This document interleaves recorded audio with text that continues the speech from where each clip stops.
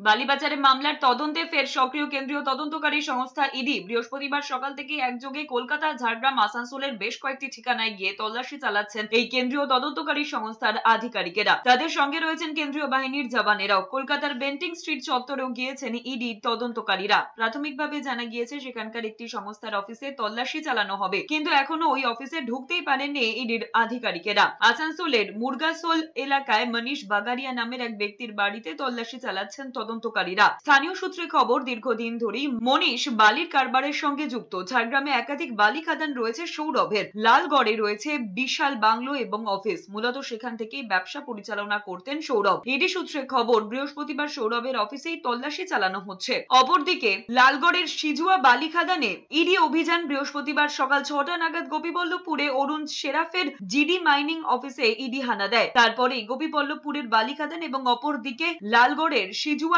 বালি খাদানে হানা দেয় ইডির তদন্তকারী দল। এর আগে গত 9 সেপ্টেম্বর বালি পাচার মামলায় তদন্তের সূত্রেই রাজ্যের একাধিক জায়গায় হানা দিয়েছিল ইডি। বাজেয়াপ্ত করা হয়েছিল লক্ষ লক্ষ টাকা।